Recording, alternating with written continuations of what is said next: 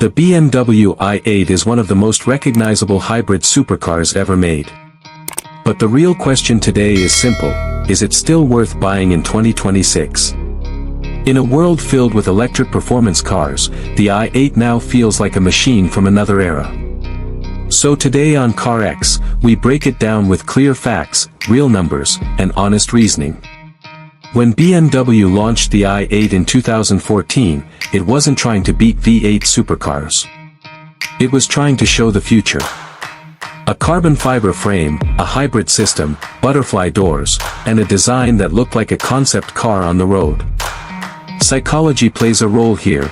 Humans are naturally drawn to contrast and rarity. The i8 offered both. That's why people still stop and stare at it a decade later. The i8's design has barely aged. Its low stance, sharp lines, floating panels, and unique tail lamps still look futuristic today. The doors add drama, and the proportions give it that supercar posture. Many designers still reference the i8 as one of BMW's boldest experiments. Even though newer EVs exist, very few look this exotic in real life. Inside the i8, the cabin feels sporty and premium but also shows its age. The seating is low and cocoon-like, giving you that proper supercar feel. The materials are good, but the digital screens are small compared to modern standards. It's comfortable for the driver, but not practical for rear passengers. Those rear seats are mostly for bags. The powertrain is a combination of a 1.5-liter turbo engine and an electric motor. Together, they produce around 369 horsepower on later models. 0 to 100 km/h happens in about 4.4 seconds. Not insane. Not slow. Just balanced. In the city, electric torque makes it smooth and responsive. On highways, the petrol engine does most of the work. This setup was revolutionary back in 2014.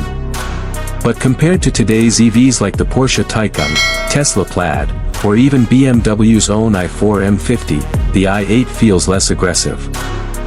The i8 handles beautifully because of its carbon fiber chassis and lightweight structure.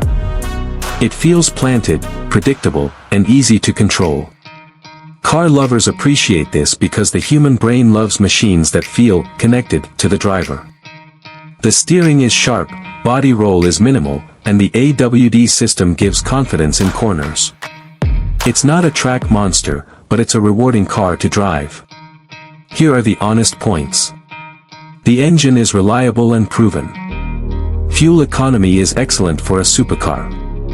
The hybrid battery can degrade but usually not enough to cause serious issues. But carbon fiber repairs are expensive. And BMW service costs are higher than average. This means the i8 is cheaper to own than most supercars, but not cheap overall. The i8's tech is functional but outdated. It has heads-up display, navigation, drive modes, and a digital cluster. But compared to 2026 cars with massive screens and advanced ADAS systems, the i8 feels old school. So if tech matters to you, this is something to consider. Prices have dropped significantly in the used market. This makes the i8 a tempting choice for many buyers. You get supercar looks, hybrid performance, and a unique design for the price of a modern compact SUV. Also, the i8 is now discontinued, which increases its rarity and long-term desirability. Many people buy it today for emotional reasons, because it looks like nothing else. And that emotional connection is often stronger than raw performance numbers. If you want a futuristic, rare, head-turning machine with hybrid charm, the BMW i8 is absolutely worth it. It isn't the fastest car. It isn't the most modern inside. But it delivers an experience, a feeling, and a design language that still stands out. If you expect Tesla-level acceleration or brand-new tech, you may not appreciate it.